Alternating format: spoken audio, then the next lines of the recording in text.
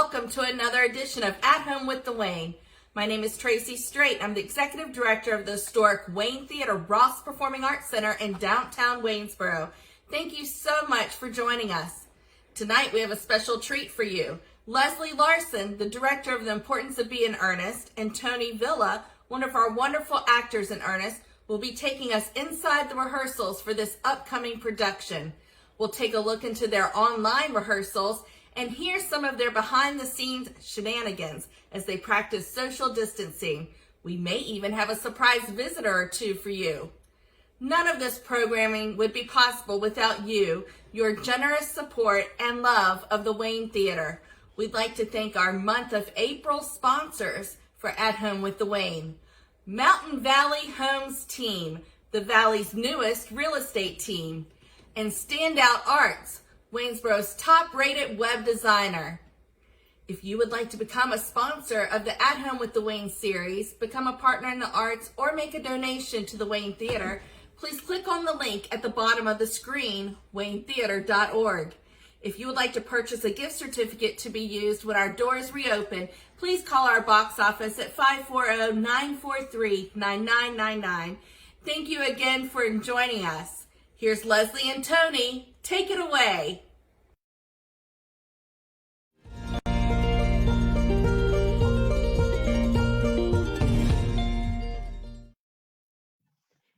Hello, my name is Lesley Larsen, and I've got with me right here Tony Villa, and I'm going to have him introduce himself.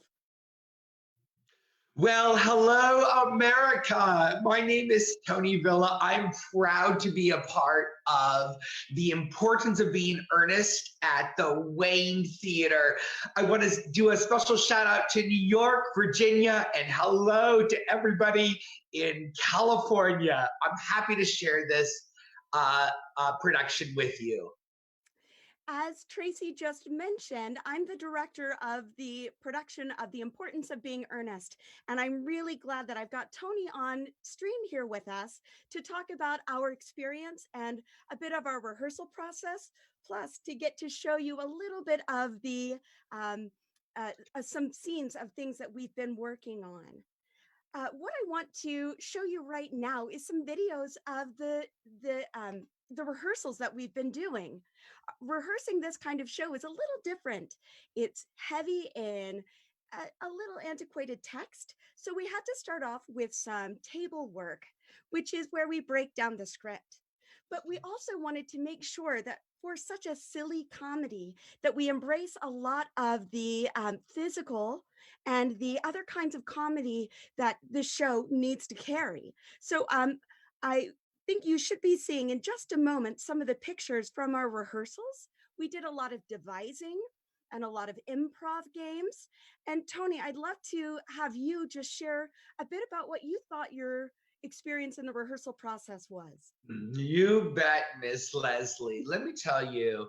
So I've been acting since I was in the 5th grade when I did a little show, a little Christmas pageant there. And I've had lots of different directors and lots of different styles of being under direction in shows.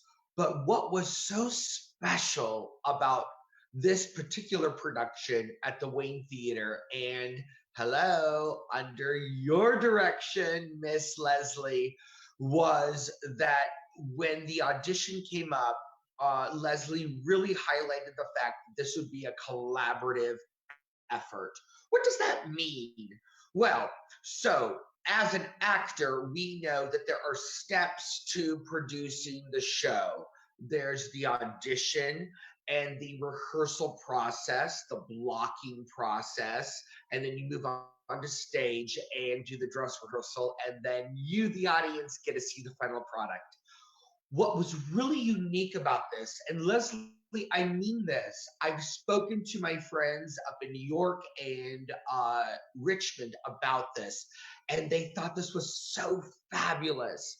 The fact that Lesley sat us all down at the table with our scripts and we marked out the moments, the beats, the scenes throughout the script. So in a show, you have various different scenes, and then within the scene, you have what we call beats or moments. And Lesley had us collaboratively decide on what a particular moment meant. Well, in front of me in this script, I see Bracknell bursts in and denies the engagement and then puts her foot down. We all agreed on that collectively as a cast. And then what we did is we got on our feet, got on the stage, and Lesley, under her fantastic direction, would tell us, okay, Tony, what does that mean for you? Other actors, what does that mean for you? Okay, let's see it. And we would create that. Now, it's our job to over deliver, right? And it's Lesley's job to then say, Tony, pull that back. And Liam, all right, cute. Make a braver choice. And so we would do that. And what happened was some beautiful choreography on stage. And so what you will see as the audience is not only Oscar Wilde's incredible wordplay, double entendre, but you will see visually a feast for your senses and a visual storytelling of this show in a way that I, as a professional actor, have never experienced before. So it's going to be a pleasure to bring that to you.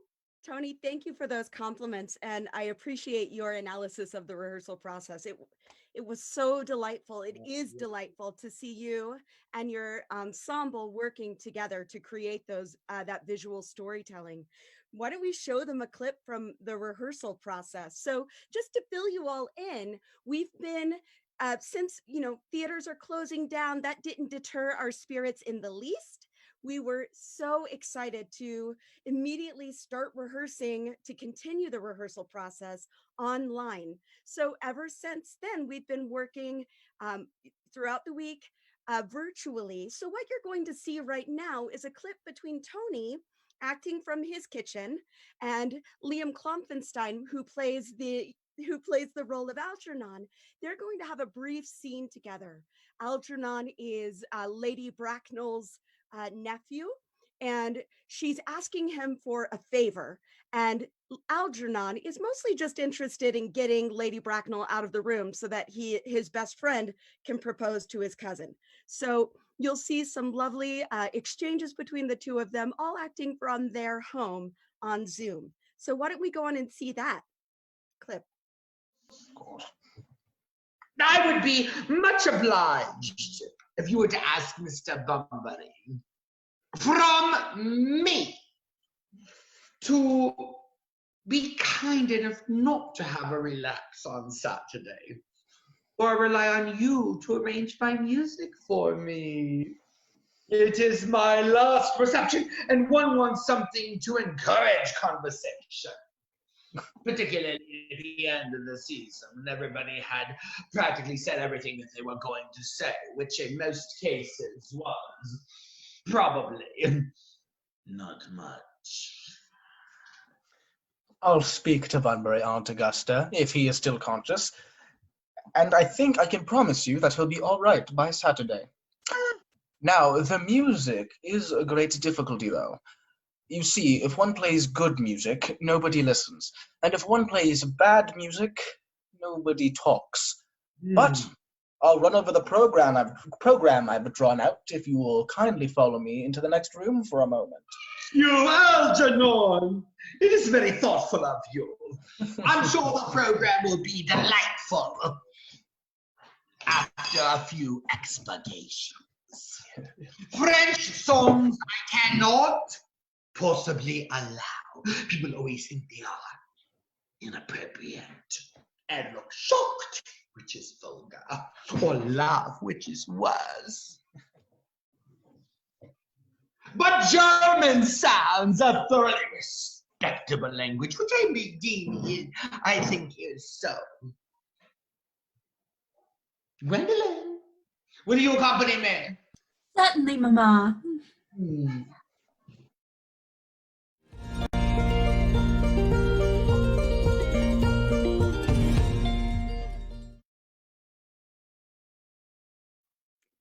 Well, I have to say, in regards to that scene, listen, it's incredible what I can do with a piece of chalk and a couple Sharpie pens, because in this day and age, you've got to be creative. So I realize how glamorous I look with my kitchen utensils that I use to paint my face. Also, I mean, just quick disclaimer, I did paint my face while we were going through the entirety of Act 1.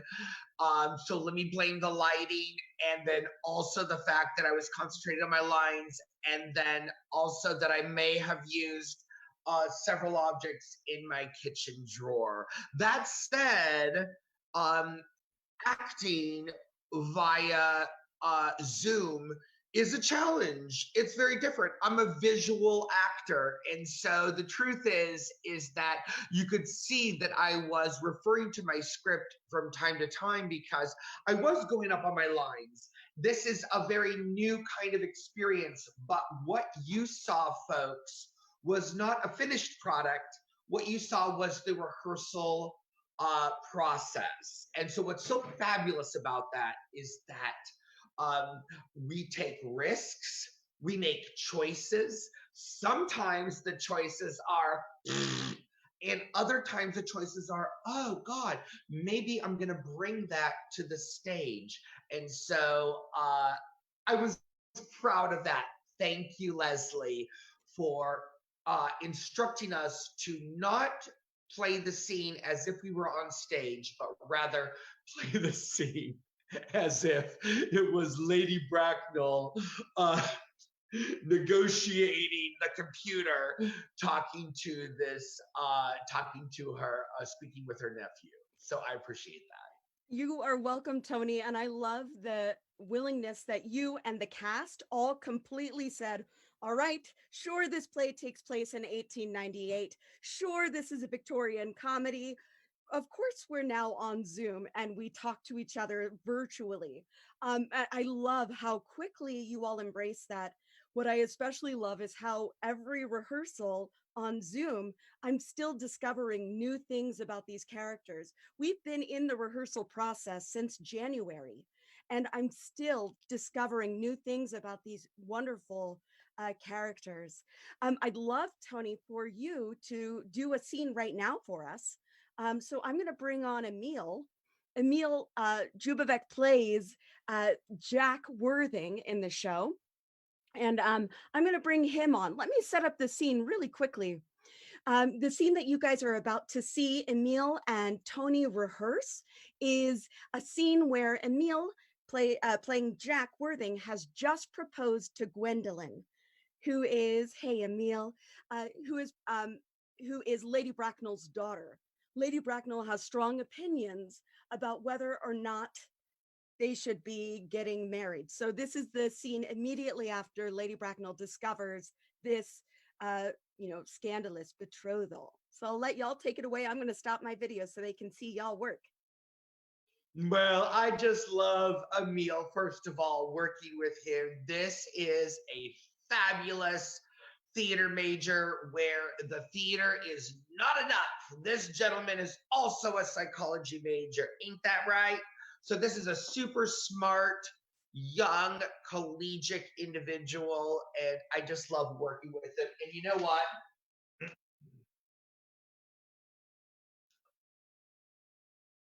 You can take a seat, Mr. Worthing.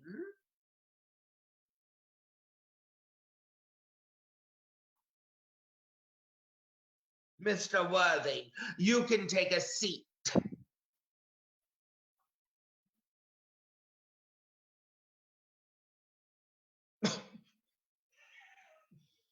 And he did. I feel bound to tell you, Mr. Worthing, you are not down on my list of eligible young men. I keep the same list as our dear Duchess of Bolton has. We work together, in fact. However, I'm quite ready to enter your name should your answers be what a really affectionate mother requires.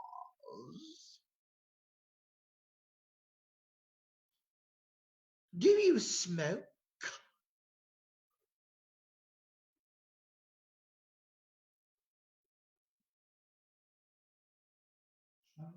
Emil is being silent. How typical. Have we lost Emil? We'll give it Emil. one more shot. Emil, turn on your sound and answer your potential mother-in-law.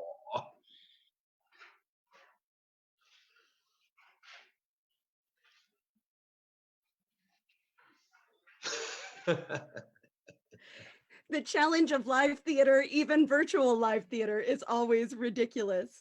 Emil, I think we don't have your volume, which is a bummer because I was really looking forward to seeing this scene. We'll give you one more go at it and see if we can. And I'm unable to fix your volume. What a bummer, Emil. I'm going to go ahead and stop your video, but hopefully this won't be the last time that we'll get to do this, do a live stream so that we'll get to show you some more scenes from this show. Tony, we've got a few comments. This is that Emil has been an absolute joy to work with. Listen, this gentleman has a story to tell. In fact, America is not his first country that he has lived in. And he is communicating in a language that potentially maybe is a second language. Is that correct, Lesley? And Yeah. is mastering a language that indeed is foreign to us all, because the English language of 1895 is very heightened and affected. And this young man has taken it by two hands and has really mastered it. It's exciting to see, and he has been a joy to work with. Agreed 100%. I adored working with Emil in my first production at the Wayne Theater called Death Trap. And I was so delighted when I was able to cast him in this production as well. I feel really lucky to have such an incredible cast that truly takes care of each other on stage and off stage. I want to share a comment with you, Tony, that I think is great from Jim Morgan. He says, as an actor, I would imagine rehearsing online being incredibly challenging. Kudos for getting creative. I'm sure it will bring exciting new levels to the show when you are back in the theater together. Well, Jim Morgan is a fabulous actor from Richmond, Virginia. He is well known and well followed. He is known from the Triangle Theater, which actually does a lot of LGBTQ theater in Richmond, well respected. So I really appreciate that comment. Thank you, Jim. Yeah, thank you, Jim, for watching. We appreciate that. We've got a question asking if we will get to do the show eventually. The goal is absolutely. We are definitely planning on it. That's why we have been, well, aside from the fact that we love this rehearsal process, but we are working so that we can be ready to go as soon as we are given the okay to open those doors again. That's right. Yeah. We have another question that asks us about what are the biggest challenges with keeping our cast rehearsing remotely? Tony, you've been in some of those Zoom rehearsals. What would you consider the biggest challenge about that? Well, something that I spoke about during our last in-person rehearsal on stage is that community theater is a beautiful thing. And I might even get a little emotional about this, but the Wayne Theater brings together theater that is of the community. And so we sat on the stage together when we knew that all this was coming down. And it's the process. That's what it's about. It's the process of sharing and discovering theater and the text and learning under the direction of Lesley Larsen. And so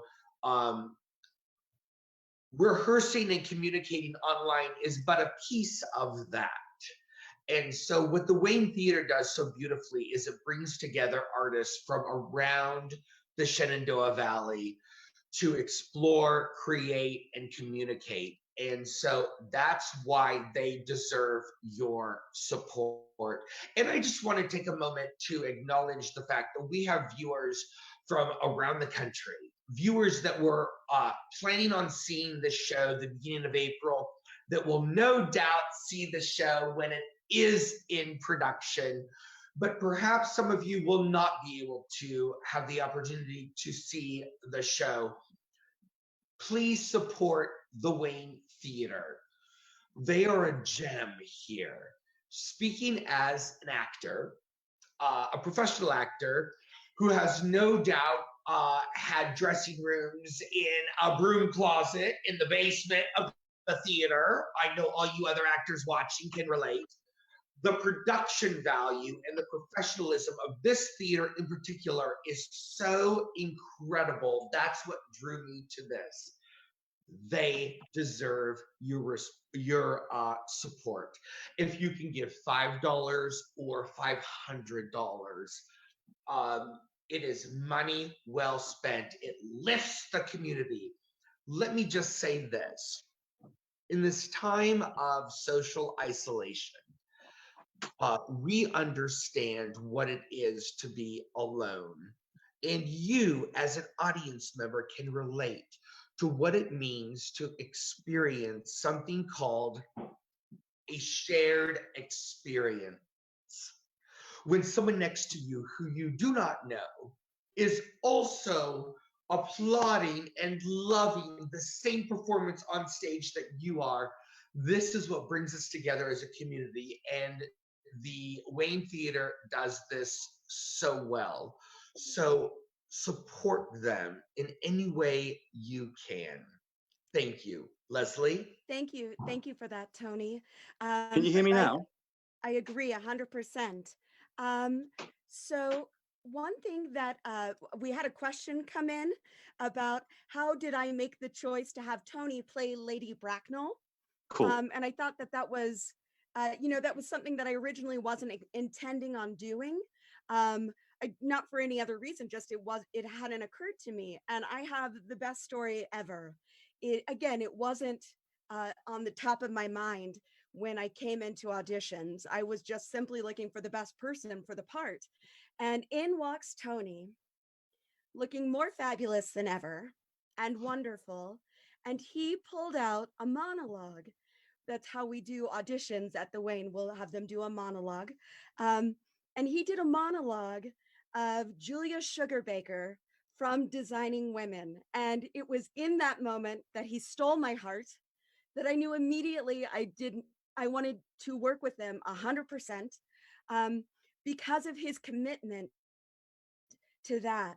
And then as I saw him work in rehearsal or in auditions, we did improvisation, which maybe we could show a scene, one of the pictures of Tony and Emil doing an improv on stage.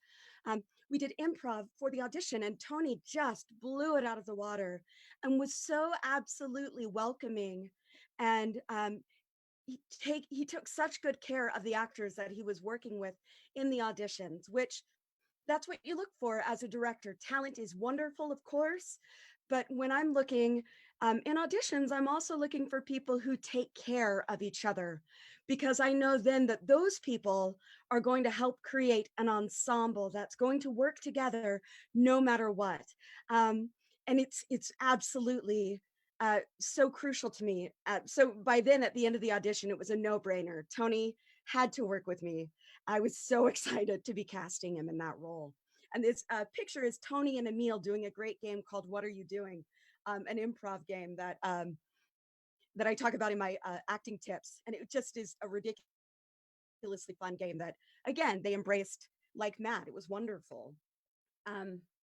Yeah, working at the Wayne, as Tony said, is truly a remarkable experience. And I feel so lucky to be able to direct here and to be able to work with so many talented regional artists. We produce 4 musicals a year. We produce 2 plays, as well as our educational programs that I run with Sarah Kramer.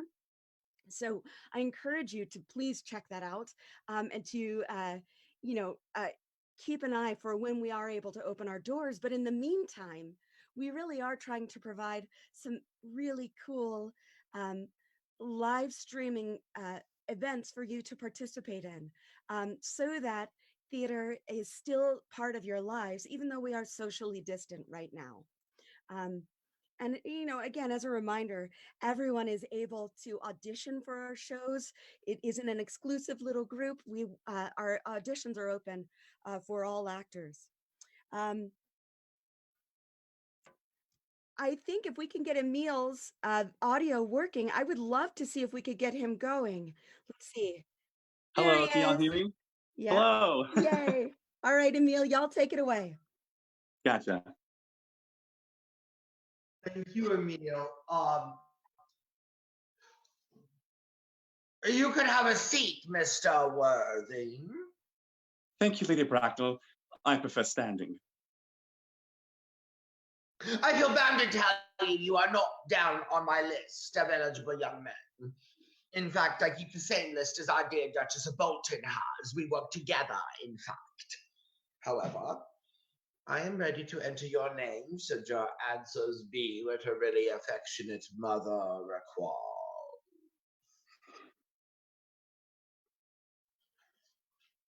Do you smoke?